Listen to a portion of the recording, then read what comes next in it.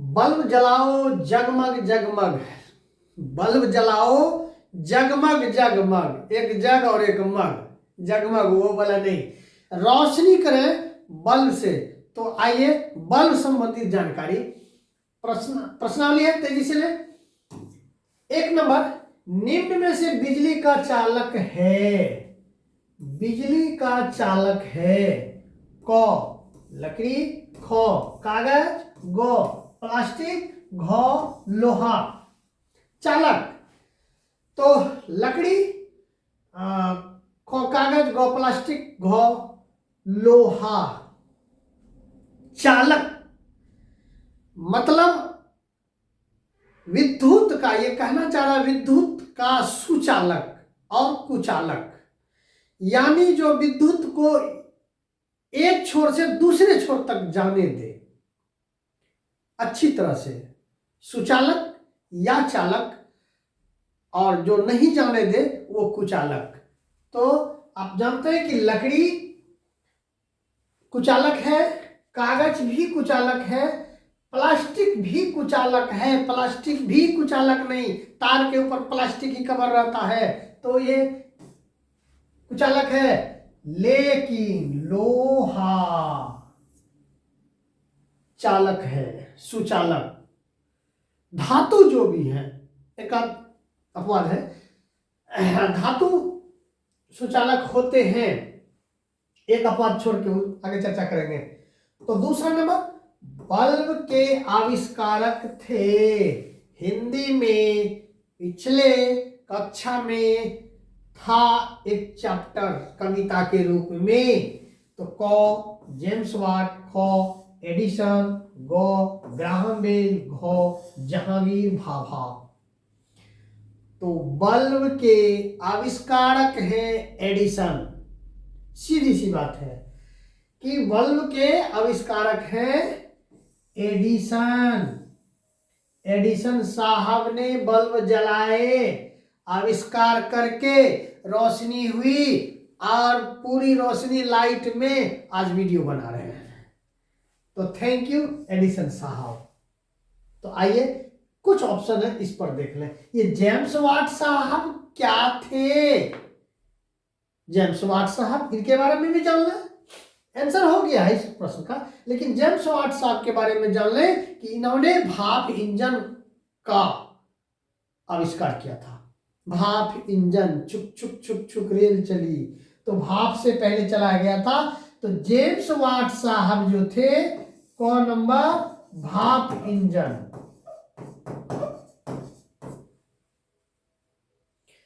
तो Graham bell साहब क्या किए? हेलो कौन कौन, हेलो कौन?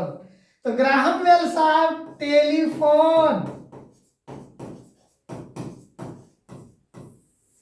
टेलीफोन टेलीफोन का आविष्कार किए थे ग्राहम बेल साहब। तो घ नंबर, जहांगीर साहब क्या किए थे? इनका पूरा नाम है doctor Homi Jahangir Bhabha. Doctor Homi Jahangir Bhabha Indian scientist है, और ये भारत के परमाणु कार्यक्रम के जनक कहलाते हैं। 1994 में नाभिकीय ऊर्जा, परमाणु ऊर्जा का कार्यक्रम ठीक किए 1994 में। कुछ ही साइंटिस्ट इनके साथ में थे, लेकिन वो चंद साइंटिस्ट के साथ लेकर जब चले तो आज भारत चलता ही जा रहा है। तो ठीक है, ये तीनों के लिए जानकारी थी। एडिसन साहब, बल्ब के आविष्कारक थे एडिसन साहब। आगे चले। 3 नंबर, बल्ब की कुंडली किस धातु की बनी होती है? बल्ब की कुंडली, बल्ब के अंदर जो स्प्रिंग टाइप का होता है जो जलता है, वो उसकी बात हो रही है। तो बल्ब की कुंडली किस धातु की बनी होती है? क लोहा, ख पीतल, ग टंगस्टन, घ स्टील। जवाब जुबान पे है, आपके जुबान पे आ गया होगा, आंसर मार दिए होंगे। चलिए, टंगस्टन। ये धातु टंगस्टन का बना है और टंगस्टन से ही है। और एक बात, हाँ, बल्ब के अंदर निर्वात रहता है। निर्वात मतलब वहां हवा नहीं रहता, निकाल दिया जाता है। इसीलिए जब फूटता है बल्ब तो फटाक से आवाज आती है, तेजी से जो हवा अंदर जाती है तो उसी घर्षण से आवाज आती है। चले चौथा नंबर, हवा है। हवा क्या है? हवा हूं हवा में, बसंती हवा हूं, सुनो बात मेरी, अनोखी हवा हूं। वो हिंदी में सीनियर सेक्शन में है कविता हिंदी में, लेकिन यहाँ हवा है साइंस में। चले को बिजली का चालक है, खो बिजली का कुचालक है, गो कभी चालक कभी कुचालक। अरे भैया कोई नहीं, आंसर होगा कोई नहीं, नन, कोई नहीं। हवा हूँ हवा में, बसंती हवा, सुनो बात मेरी, अनोखी हवा हूँ, बड़ी बावली हूँ, बड़ी मस्त मौला, जिधर चाहती हूँ उधर को जाती हूँ। मतलब ये अच्छी तरह से रटवा दिया गया था, है आगे इस पर चर्चा करेंगे उस भी। हाँ एवरीबॉडी, आज फिर से एक नए वीडियो के साथ, वीडियो संख्या 18, सक्षमता परीक्षा पूर्व रिवीजन क्लास वर्ग 1 से लेके 8 तक लेकर चल रहे हैं। और यह वीडियो कक्षा 6 से विज्ञान से है, पाठ संख्या 14 से प्रारंभ है, 14 से लेकर अंत तक। यानी इस वीडियो में उम्मीद करते हैं कि वर्ग 6 का विज्ञान हम समाहित करके समाप्त कर देंगे और अगले वीडियो संख्या 19 में 7 का विज्ञान हम लेके आएंगे। आगे बढ़ने से पहले अगर अब तक चैनल को सब्सक्राइब नहीं किया तो प्लीज सब्सक्राइब कर लें, ताकि त्वरित रूप से हर वीडियो आप तक पहुंच पाए। लाइक करें, शेयर करें। ए भैया, हर यूट्यूबर बोलते हैं, हम भी बोल देते हैं। चलिए, आपकी मर्जी पर है, कोई प्रेशर नहीं। चलते हैं त्वरित रूप से 15वां चैप्टर। 15वां चैप्टर चुंबक, वर्ग 6 विज्ञान से 15वां चैप्टर चुंबक, मैग्नेट। ये 5वां सवाल। 5वां सवाल के आने से पहले कुछ बात समझ लें कि 2500 वर्ष पूर्व जो है यूनान के क्रीट द्वीप पर, 2500 वर्ष पूर्व यूनान के क्रीट द्वीप पर मैग्नस नामक चरवाहा एक था।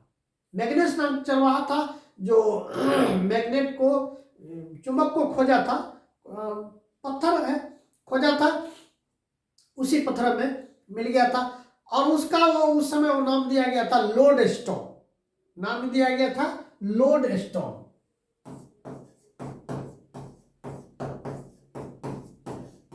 उस समय इसका नाम दिया गया था लोड स्टोन। मैग्नस नामक चरवाहा था जो क्रीट द्वीप पर इसे खोजा गया था। वहीं पे 1580 में वैज्ञानिक विलियम गिलवर्ट ने पहली बार चुंबक पर शोध किया और प्रयोग भी किया। तो ये दोनों दो चीज बातें हैं कि चरवाहा जो मैग्नस थे वो लोडस्टोन नाम दिए, लेकिन 1580 ईस्वी में वैज्ञानिक विलियम गिलवर्ट साहब ने पहली बार चुंबक पर शोध करके प्रयोग किए। तो आते हैं हम 5वां सवाल पे। जो पदार्थ चुंबक की ओर आकर्षित होता है वो पदार्थ कहलाता है।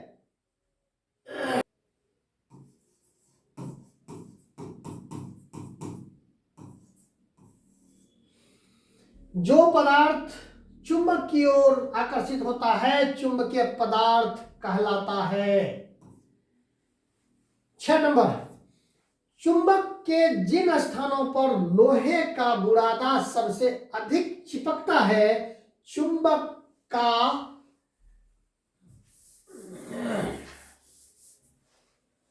का ध्रुव कहलाता है।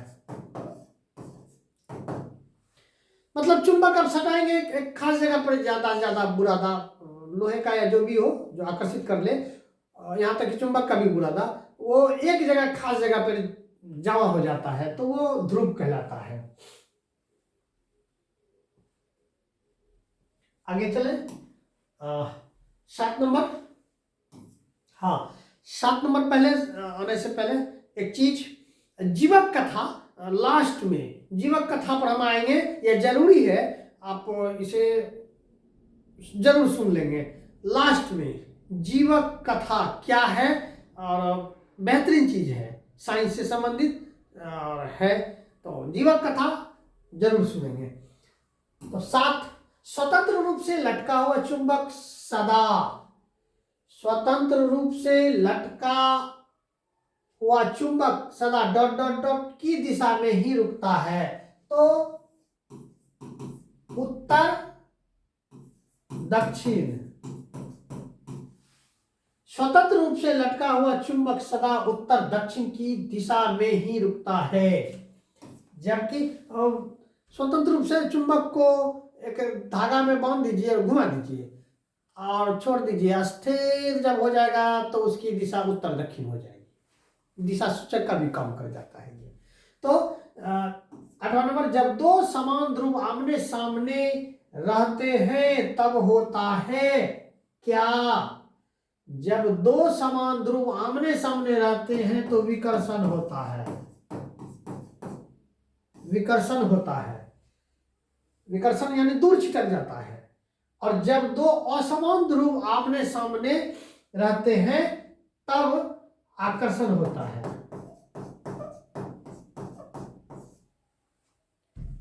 चुंबक दो है, दो चुंबक को अगर आप सटाए और सकते जगह, लेकिन जब अगर दोनों ध्रुव, उत्तरी ध्रुव दक्षिणी ध्रुव, तो यह उत्तरी ध्रुव है, इस टुकड़े का भी उत्तरी ध्रुव है, अगर सटते जाएगा तब लगेगा कि अब ताकत लग रहा है सटाने में, छोड़ देंगे तो दूर हो जाएगा, तो विकर्षण हो जाता है।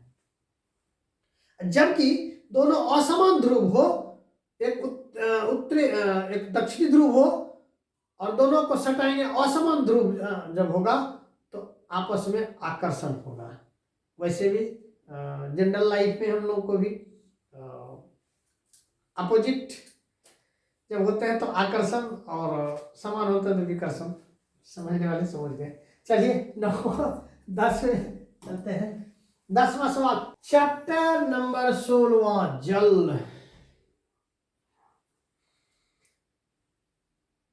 सब्सक्राइब कर लें, लाल बटन दिख रहा है अभी तक, हौसला अफजाई होती है। जल 10, प्रश्न संख्या, जल को वाष्प में बदलने की क्रिया को डॉट डॉट डॉट कहते हैं।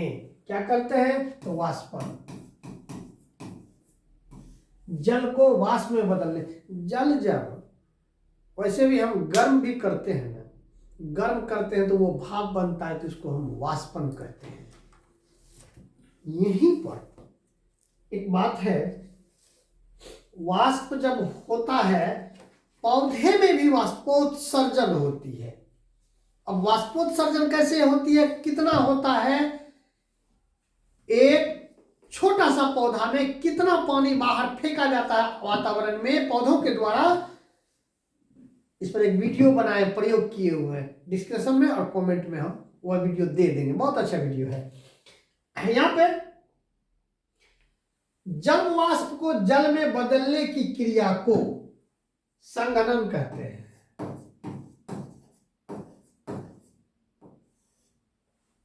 एक तो हो गया कि वाष्प, पानी को गर्म किए, वाष्प बना, उड़ा, तो वाष्पन हो गया। ये बादल में गया, अब वहां ठंडा होके जमा होने लगा, तो वो संघनन कहलाया। कुहासा जो है ना, वह संघनन का उदाहरण है। और पत्ती से जब पानी बाहर निकलता है वाष्प बनकर, तो वाष्पोत्सर्जन वाष्पन का उदाहरण हो गया।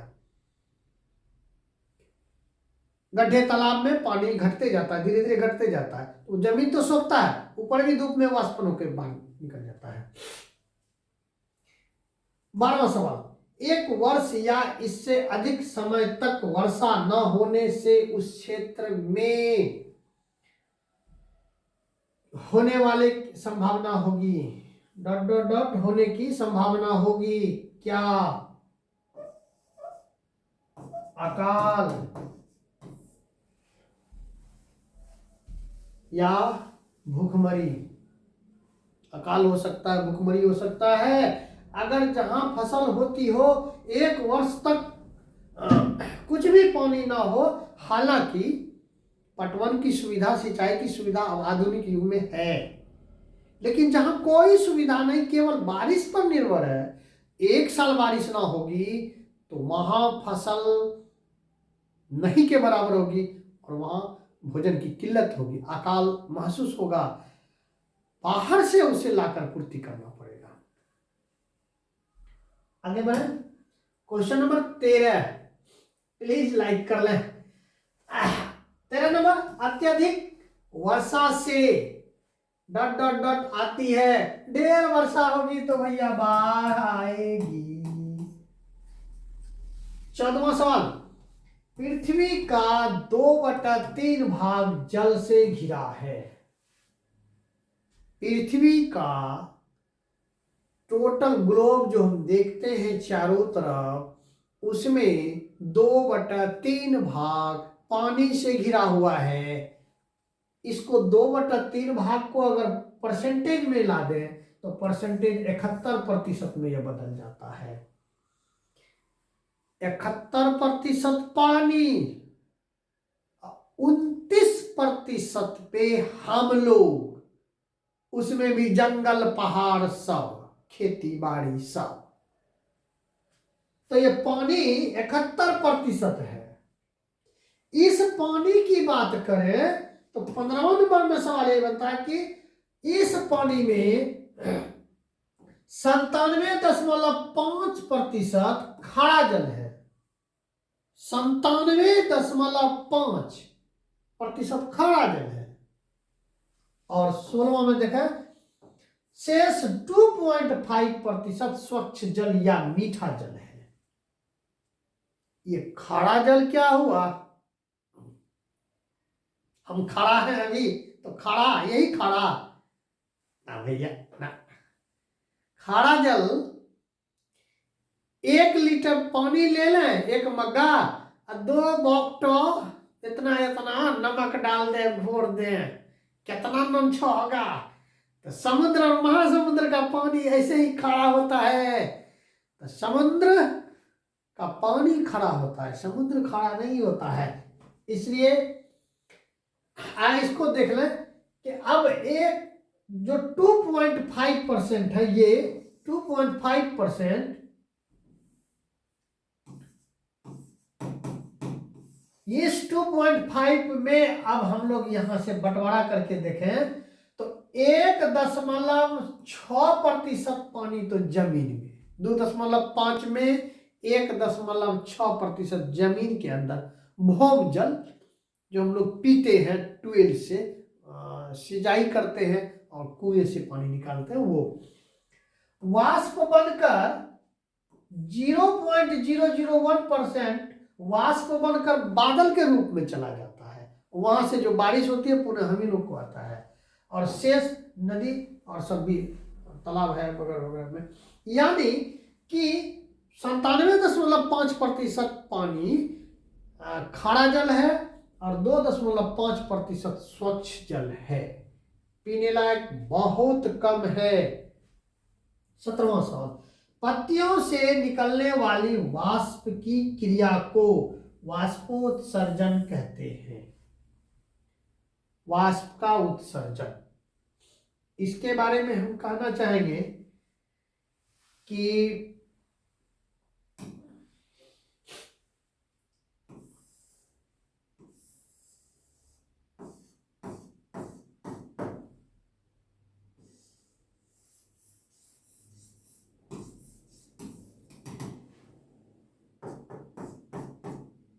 जल जो है यहां खनिज लवण के साथ जड़ के द्वारा, तना के द्वारा पत्ती तक आता है।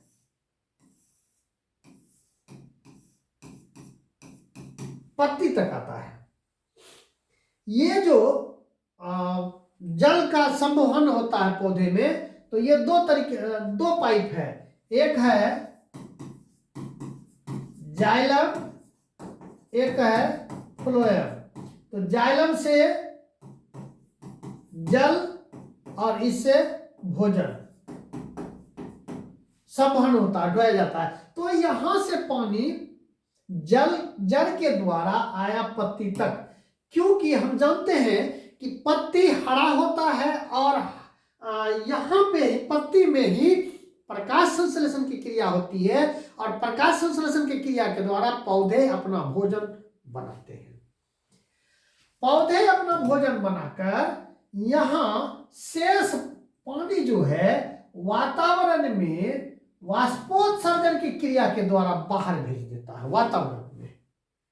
अब ये पत्ती से निकलता है स्टोमाटा के द्वारा। स्टोमाटा हिंदी में बोले रंध्र, रंध्र के द्वारा। ध्यान रखेंगे कि पत्ती से वाष्प जब पानी वाष्प बनकर बाहर निकलता वातावरण में तो किस अंग के द्वारा? तो रंध्र के द्वारा। अंग्रेजी नाम है स्टोमाटा, स्टोमाटा के द्वारा। तो हिंदी में उसे रंध्र बोलते हैं। यहां चले xylem, job for xylem, job for xylem, job for जल, फॉर फ्लोएम, फॉर फूड। ये दो वाहक है, दो पाइप है जो भोजन को पहुंचाता है और जल को पहुंचाता है, जाइलम और फ्लोएम। तो यहाँ में हम स्टोमाटा को बताना था, स्ट्रक्चर बनाए तो समय नहीं है। चले अगले क्वेश्चन पर। 17 क्वेश्चन हम ले चुके हैं। अब चले 18वें सवाल पर। अब तो ये वायु में आ गए, चैप्टर ही। हाँ, 17वां चैप्टर वायु में आने से पहले प्लीज सब्सक्राइब कर लें, शेयर करें। 18वां सवाल है, श्वसन के लिए आवश्यक है। श्वसन के लिए क्या आवश्यक है? को जल, को वायु, गो आग, गो खुली जगह। क्या आवश्यक है? तो श्वसन के लिए वायु जरूरत है। श्वसन के लिए वायु जरूरत है और मनुष्य में ऑक्सीजन। 19 पर्वतारोही ऊंचे पर्वतों पर चढ़ते समय किस गैस का सिलेंडर अपने साथ ले जाते हैं? पिछले वीडियो में हम चर्चा कर चुके हैं कि पृथ्वी से ज्यों-ज्यों हम दूर जाते हैं, ऊपर जाते हैं, त्यों-त्यों हवा की मात्रा कम होते जाती है। और पहाड़ पर जब चढ़ते हैं तो ऊपर की ओर जा रहे हैं, तो ऊपर पहाड़ पर हवा कम होती है, यानी ऑक्सीजन की कमी होती है, यानी हमारा दम फूलने लगता है। और दम फूलने लगता है तो इसीलिए जब ऊपर हमें चढ़ना है, काफी मेहनत करनी है, तो ऑक्सीजन का सिलेंडर पीठ पर लेकर चलते हैं, शुद्ध ऑक्सीजन को लेकर। तो आंसर होगा ऑप्शन तो देखना, को नाइट्रोजन, को ऑक्सीजन, गो कार्बन डाइऑक्साइड, गो आर्गन। तो ऑप्शन आंसर होगा ख ऑक्सीजन। 20 नंबर, वायु एक मिश्रण है। वायु किसका मिश्रण है? गैस का, ख जलवाष्प का, गो घुले घुले कणों का, घ ऑल सभी। तो आंसर होगा गैस का, को। 21 नंबर, मोमबत्ती का जलना वायु में उपस्थित किस गैस के कारण संभव है? को CO2, को नाइट्रोजन, गो आर्गन, गो ऑक्सीजन। तो आंसर निश्चित रूप से ऑक्सीजन। ऑक्सीजन की उपस्थिति में ही आग जलता है। यानी कि दहन चैप्टर 8वां में जब हम आएंगे, इसका वीडियो बना चुके हैं ऑलरेडी, फिर भी वहां चर्चा करेंगे कि दहन जब होती है तो आग का पोषक तत्व होता है ऑक्सीजन। ऑक्सीजन के बगैर आग जल ही नहीं सकता है। तो निश्चित रूप से जहां आग जलने की बात होगी तो ऑक्सीजन आंसर होगा। 22 नंबर, चूना जल में फूंकने पर इसका दूधिया रंग में बदलना किस गैस के कारण? चूना जल में फूंकने पर इसका दूधिया रंग में बदलना किस गैस के कारण? को ऑक्सीजन, खो नाइट्रोजन, गो CO2, गो क्लोरीन। आंसर होगा CO2, गो CO2। ये कई बार आ चुका है सवाल। 11 नंबर, पृथ्वी के चारों ओर वायु की परत को क्या कहते हैं, डॉट डॉट डॉट कहते हैं। पृथ्वी के चारों तरफ, चारों ओर वायु के परत को क्या कहते हैं, वायुमंडल।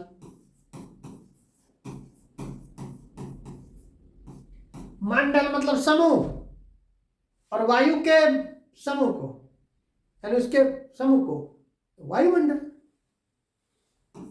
24, वायु मिश्रण है, वायु मिश्रण है डॉट डॉट का, गैस का, वायु मिश्रण है गैस का। 25वां सवाल, वायु में देखें जरा क्या क्या मिश्रण है। वायु में मिश्रण है गैस का, लेकिन उस कौन कौन गैस है जरा देखें। नाइट्रोजन 78%, ऑक्सीजन 21%, CO2 वो अन्य 1%, 100% complete. 78 nitrogen, 21 oxygen percentage, CO2 वो अन्य 1%। अब ये अन्य में कौन कौन है इसका लिस्ट आगे, लेकिन इससे भयंकर, इससे आगे बढ़ने से पहले ट्रिपल स्टार, ट्रिपल स्टार हम चर्चा करेंगे। इसे जरा एक बार देख लें, और मिसिंग हो जाती है, देखने के बावजूद भी मिसिंग होती है। कैसे मिसिंग होती है जरा एक तो यहां हम दिखाएंगे, अब पिछले वीडियो में एक हमसे भी मिसिंग हुई है, उस वीडियो को खुद ही हम अगले वीडियो में उसका विश्लेषण करेंगे कि मिस्टेक कैसे होती है। जानकारी रहने के बावजूद भी त्वरित करने के चक्कर में मिस्टेक होता है। अपनी बुराई कोई नहीं करता, हम अपनी बुराई खुद से कर रहे हैं। एक प्रश्न ऐसा है जो मिसिंग हुई है, उसको हम अगले वीडियो में दिखाएंगे। देखिए इस लाइन को पढ़ना है, CO2 की मात्रा वायुमंडल में 0.03% है। फिर से कह रहे हैं, CO2 की मात्रा वायुमंडल में 0.03% है। देख लिए, अब चलते हैं आगे, प्रश्न बनाते हैं। देख लीजिए 26वां प्रश्न, ये लोअर स्टेज से लेकर नीट में पूछे जाने वाले प्रश्नों में वहां भी यह कसरत कर लेता है, वहां भी अपने आप को मौजूद करके और गलती करवा लेता है। तो जरा देखें, वायुमंडल में CO2 की मात्रा कितनी है, तो जरा देखें क नंबर 0.003%, ख नंबर 0.30%, ग नंबर 0.03%, घ नंबर 0.0003%। चक्कर है चक्कर, ये है घन चक्कर। जस्ट पीछे अभी उस पर विशेष जोर दिए थे, और सवाल ऐसे अरेंज कर देता है, हालांकि है तुरंत अभी नजर पे आया है तो सबों का सही ही जाएगा, लेकिन पटक देता है। ये पॉइंट के बाद 00 कंफ्यूजन हो जाता है। पॉइंट के बाद है, एक 0 था, 2 0 था, पता नहीं कितने 0 था, आईला गियो। तो भैया फिर से एक बार देख लें, पॉइंट के बाद एगो 0, पॉइंट के बाद एगो 0। अब देखें, पॉइंट के बाद यहां 2 0, ये नहीं होगा। पॉइंट के बाद यहां 0 है नहीं, यह भी नहीं होगा। यहां पॉइंट के बाद 1 0, तो ये होगा आंसर ग नंबर, ये तो होगा ही नहीं। जरा एक गंभीरता देखें कि कार्बन डाइऑक्साइड की मात्रा वातावरण में पॉइंट के बाद 0 और तब 3% है। चलिए ये सवाल से बाहर निकले और आगे यहां इस कैलकुलेशन पे चले कि वायुमंडल में गैस का मात्रा जो है परसेंटेज में, तो नाइट्रोजन तो 78% है, ऑक्सीजन 21%, लेकिन CO2 और अन्य जो था वो 1% में कौन कौन है जरा इसे भी देख लें। Organ, CO2, hydrogen, helium, ozone, neon, xenon, ये सभी महानुभाव 1% में है। Organ, CO2, hydrogen, helium, ozone, neon और जेनॉन। इसमें से CO2, अच्छा ये सब मिला के 1%, लेकिन सबसे चर्चित इसमें है CO2। ये CO2 क्यों भाई? ये शहरी एरिया में प्रदूषण फैलाने में सबसे ज्यादा इसका भूमिका होता है, क्योंकि यह गाड़ियों से, वाहन से भी होता है और कारखाने से भी होता है। ये 0.03% है। आप शहरी एरिया में चलें, आंख में जलन देगा, विशेषकर ये ठंडा के बाद। ये 0.04% हो जाता है तो दम ससरने लगता है, आफत होने लगती है। तुरंत दिल्ली में देखे है ना, केजरीवाल साहब वहां के मुख्यमंत्री हैं, और वो एक दिन ऑड एक दिन इवन नंबर की गाड़ी चलेगी, हुआ था ना, एक गुब्बारे की तरह हो गया था। और लड़ाई होते रहता है दिल्ली वर्सेस हरियाणा में, दो राज्यों के बीच, कि पराली जलाते हैं भाई, आप पराली जलाते हो। दिल्ली कहता है हरियाणा को, सदैव ये बचपन से जब से होश आया है तब से सुनते आ रहे हैं कि दिल्ली के जो वहाँ के प्रशासक है वो हरियाणा वाले को कहते रहते हैं कि आप अपने यहाँ, चूंकि वो उधर किसानी क्षेत्र है जाते, तो वहां पराली जलाते। पराली मतलब लारो भैया, लारो, धानों का लारो, धान निकाल के लारो जला देते हैं किसान। और वो किसान जो लारो जलाते हैं पराली, उस पराली का धुआं दिल्ली आता है और यहाँ पर परेशान होता है। वहां किसान मस्त, यहाँ आदमी पस्त, दोनों में लड़ाई चलते रहता है। और केंद्र क्या करे, ताकते रहते हैं, दोनों तरफ उन्हीं का है, कुछ नहीं कर सकते हैं। कोर्ट भी सकता है, फिर भी किसान किसान है, उनकी अपनी मजबूरी है और दिल्ली वालों की अपनी मजबूरी है। तो ये वहां पे ये CO2 की मात्रा केवल इतना बढ़ जाता है तो परेशानी हो जाती है।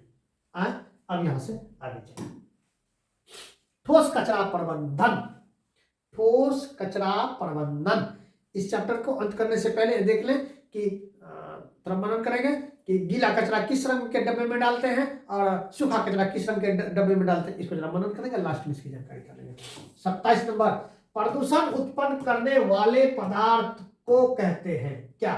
को प्रदूषक, खो कचरा, गो व्यर्थ पदार्थ, घो नन। तो प्रदूषण करने वाले को प्रदूषक बोलते हैं, प्रदूषण करने वाले को प्रदूषक बोलते हैं। 28 नंबर, कौन सा कचरा कुछ समय बाद स्वतः विघटित हो जाता है? कौन सा कचरा कुछ समय बाद स्वतः विघटित हो जाता है? जैविक, अजैविक, दोनों, नन। तो आंसर होगा जैविक। जैविक जो होता है वो कुछ समय के बाद वो स्वतः विखंडित हो जाता है, या थोड़ा मेहनत कीजिए वो मिट्टी में तब्दील हो जाता है, या एक बेहतरीन खाद, उर्वरक खाद बन जाता है। किचन का वेस्ट मटेरियल, सब्जी का पुआल है या घास है, यही सबको ये तेजी से विघटित हो जाएगा। लेकिन अजैविक ये गलता ही नहीं है, प्लास्टिक बिल्कुल नहीं गलता है, अजैविक है। चले 29 नंबर, आगे बढ़ने से पहले सब्सक्राइब कर ले प्लीज, अच्छा लगेगा। जहरीली गैसें, धुआं, गंदा पानी आदि कचरा निकलता है। जहरीली गैसें, धुआं, गंदा पानी आदि कचरा निकलता है। को स्कूल से, खो अस्पताल से, गो कारखाना से, गो होटल से। देखिए स्कूल से तो कचरा बिल्कुल नहीं निकलता है, और जो भी निकलता है ना आज के समय में स्कूल में ही उसे डिस्ट्रॉय कर दिया जाता है, यानी कि प्रबंधन, कचरा प्रबंधन प्रबंधित करके उसको पुनः मिट्टी में क्लियर कर दिया जाता है। अब तो पोषण वाटिका भी आ गई है कि सब्जी वगैरह, फल सब्जी वगैरह लगाना है तो वहां उसको समर्पित हो जाएगा। तो स्कूल में कचरा ना के बराबर, कागज है तो ये तो और वह भी विघटित हो जाता है। लेकिन अस्पताल में भी कचरा, हाँ थोड़ा बहुत वो वहीं पे वह भी विघटित हो सकता है। प्लास्टिक है और थोड़ा सा वो तो उसका भी जगह पकड़ा दिया जाता है, उतने मात्रा में नहीं होता। वही हाल होटल का भी है। लेकिन कल कारखाना में सारे चीज है, जहरीले गैस भी है, धुआं भी, गंदा पानी भी, सारा कचरा वहीं पे है।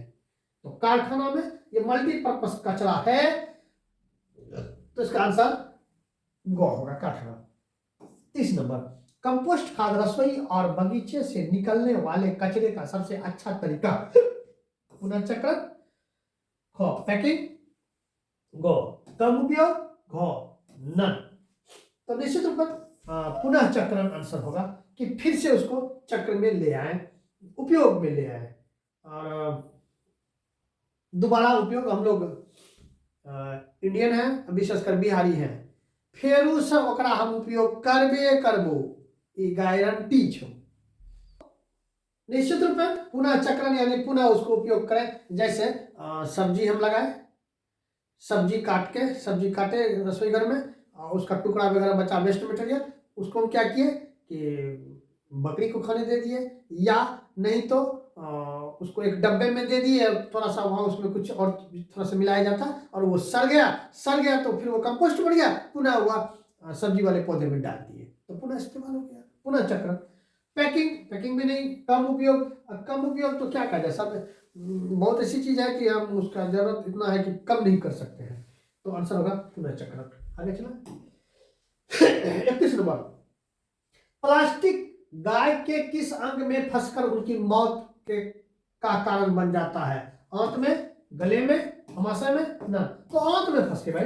एक गाय जो है ना शहरी क्षेत्र में, मार्केट में, शहरी क्षेत्र में ज्यादा, कि जिस गाय को छोड़ दिया जाता है ना, तो वो दुकान से दुकान जाते रहता है, क्योंकि उसे हरा घास वगैरह सब संपर्क नहीं हो पाता है, बहुत दूर है शहर के अंतिम छोर में, तो वो जा नहीं पाता है, बीच मार्केट में, बीच शहर के बीच में है गाय, तो वो कचरा वगैरह ही खाते जाता है, दुकान से फेंका गया।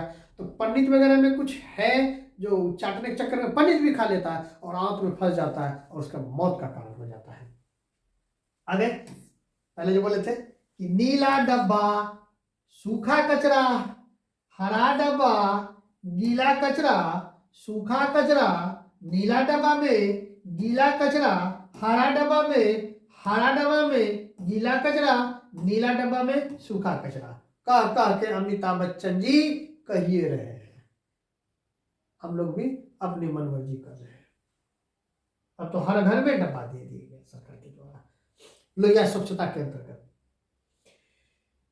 ये सूखा कचरा मतलब जो गीला कचरा, जो गीला पानी का अंश हो, तो गीला कचरा, सूखा कचरा जो हाथ से उठाए, हाथ में पानी ना लगे, तो वो दोनों को छटिया करके रखना पड़ता है। ये है। आगे चलो, कचरा प्रबंधन का ये जो पदार्थ होते हैं, कचरा प्रबंधन कैसे करें, इसको 4R कहा गया है। 4R। अब ये 4R क्या है, तो R1 देख लें। पहला R कि मना कीजिए, रिफ्यूज, मना कीजिए। मना कीजिए में कहता है बहुत मोटापा हो गई है, तो वजन कम करने के लिए मना कीजिए। कैसे? ऐसे ऐसे हिलाइए सिर को और वजन कम हो जाएगा। तो भैया कैसे? कोई खाने के लिए कहे तो आप खाली ऐसे ऐसे सिर हिला दें, मना कीजिए वजन कम हो जाएगा। यहां भी कह रहा है मना कीजिए, कचरा में तो पर कचरा होगा ही नहीं, ज्यादा कोई इस्तेमाल नहीं करेंगे, मना कीजिए। जहां भी कचरा ज्यादा से ज्यादा बन रहा है तो वहां थोड़ा सा मना करें कि भाई इसको सीमित किया जाए, कम किया जाए। ये R1 है, यानी रिफ्यूज करें। R2 में कह रहा है रिड्यूज करें, उपयोग करें। एक बार इस्तेमाल किए, हम लोग उपयोग कर लिए, अब फेंक ना दें, उसे रखें, फिर वो देखें कि उससे दूसरा काम क्या हो सकता है, फिर उससे तीसरा काम क्या हो सकता है। इस तरह से उपयोग करके हम कम कर सकते हैं। भैया कबाड़ से जुगाड़, धोती जब फट जाती है ना, फेंक देते हैं, तो घर में पोछा लगाने का काम हो जाता है, या मोटरसाइकिल पोछने का काम हो जाता है, उससे भी हो जाएगा ना। तो आग लगा के ताप लेंगे और वो राख से हम बर्तन धो लेंगे, बर्तन धोया हुआ पानी सब्जी के जड़ में जाके दे देंगे, हो गया ना इस्तेमाल।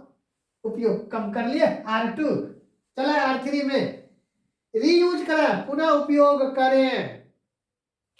कबाड़ी वाला जो आता है ना, लोहा जो फेंका हुआ लोहा, फेंका हुआ शीशा, फेंका हुआ चप्पल ले जाता है ना, उसको फैक्ट्री में पुनः रीयूज कर लेता है और वही चीज फिर आपको हमको दे जाता है। तो ये R3। R4 में पुनः चक्रण, रिसाइकिल करें, रिसाइकिल करें, यानी एक चक्र बनता है। इसी में जल चक्र आता है कि नदी में पानी है, वाष्प बना, बादल बना, वाष्प ऊपर गया, बादल बना, बादल बना, फिर बारिश हुई, फिर वो बारिश उस तालाब में, नदी में आ गई, एक जल चक्र बन गया। तो उसी तरह सामग्री को भी एक पुनः चक्रण का रिसाइकिल करें, तो ये R4 हो गया। ये कचरा प्रबंधन का R4 था।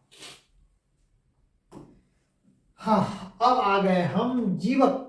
एक जीवक थे, इसकी कथा पर आते हैं। महात्मा बुद्ध के चिकित्सक थे, भगवान महात्मा बुद्ध के जो चिकित्सक थे, डॉक्टर वैद्य, उनका नाम जीवक था। ये 600 से 500 ईसा पूर्व की बात है। जीवक की माता का नाम शीलावती थी। शीलावती, यह आयुर्वेद का अध्ययन तक्षशिला से शुरू किए, आयुर्वेद का अध्ययन तक्षशिला में किए, और एक चूंकि ये औषधीय चिकित्सा के अलावा जीवक शल्य चिकित्सा के भी जानकार थे, इसीलिए इन्हें कुमार भच्च भी कहा गया। सवाल बन सकता है, कुमार भच्च किन्हें कहा गया? तो जीवक जो भगवान महात्मा बुद्ध के चिकित्सक थे। अब आते हैं बिंबसार पर। बिंबसार और जीवक के बीच की कहानी भी बड़ी इंटरेस्टिंग है। हम समय ज्यादा नहीं लेंगे, इसलिए शॉर्ट करके चलेंगे। राजा बिंबसार वही राजगीर के आसपास ही थे। वो बुजुर्ग थे, काफी बीमार पड़ गए और इतने बीमार की खटिया पकड़ लिए, और अब तब उनके सलाहकार एक सलाह दिए कि गौतम बुद्ध, भगवान बुद्ध के एक चिकित्सक को हम जानते हैं, वो अच्छों को ठीक किए हैं। मतलब अच्छे बड़े बड़े बीमारी को, काफी बीमार सबको ठीक किए हो, अच्छे को नहीं, बीमार को ठीक किए हैं। एक बार राजा साहब उनको बुलाया जाए। राजा साहब अब जो भी कारण हो, उस चिकित्सक को जानते थे और उनको पसंद नहीं करते थे। फिर भी मौत किनको प्यारी है? जीवन प्यारी है। राजा साहब के आदेशानुसार जीवक को बुलाया गया। जीवक आए, क्योंकि वो पसंद भी नहीं करते थे। तो वैद्य जी आए, जीवक जी, और बिंबसार से बात की कि हाँ क्या बात है। तो बोला कि ये बीमारी है, राजा साहब तो देख रहे हैं, इनका इलाज किया जाए, लेकिन शर्त है, बिना छुए राजा साहब को आपको इलाज करना है। तो भैया आज के डेट में डॉक्टर साहब नहीं छुएंगे, इलाज होगा? सुइया नहीं देंगे, इलाज होगा? जांच नहीं करेंगे, इलाज होगा? नस नहीं पकड़े देखेंगे तो इलाज होगा? इसके बावजूद भी जीवक जो चिकित्सक थे, उन्होंने कहा हाँ, चैलेंज एक्सेप्ट है। क्योंकि बिंबसार के पास आने से पहले जीवक जो थे वो उनका अध्ययन कर चुके थे, उनके आदतों का, उनके व्यवहार का और उनके रहन सहन का अध्ययन कर चुके थे। इसलिए समझ गए इसका ये ऐसा ही है और इसका इलाज कैसे करना हमको पता है। बोला लेकिन एक शर्त है। जीवक साहब बोले एक शर्त है मेरा भी, कि हम आपको एक धार्मिक बुक देंगे, जो आप धार्मिक बुक पढ़ते हैं वो बुक आपको हम देंगे, और बुक आपको नियमित 3 टाइम पढ़ना होगा। धार्मिक चीज है, नियमित 3 टाइम पढ़ना होगा। तो बिंबसार जी बोले कि हाँ, हमको कोई दिक्कत नहीं, हम तो पढ़ेंगे। राजा साहब बोले ठीक है। एक किताब गिफ्ट किया गया, धार्मिक किताबें थी, बड़े सम्मान से लिए, और बिंबसार जी समय से, जो समय बताया गया था, जितना देर बताया गया था, कम से कम अमुक इतना पेज आपको पढ़ना है, वो तैयार हो गए, पढ़ना प्रारंभ कर दिए। बस कुछ लोगों का आदत है, आप जरा देखेंगे। हाँ।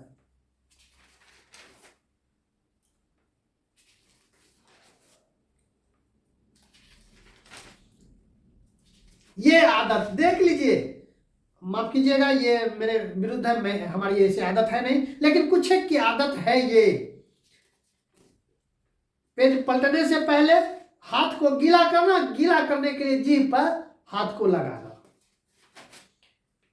तो हर पेज पढ़ते थे और पलटते जाते थे और ये मुंह में अंगुली देकर ये करते जाते थे, और ये प्रक्रिया चलती रही, किताब बदलती रही, और राजा बिम्बसार जी वो ठीक होते गए, पूर्ण तक स्वस्थ हो गए।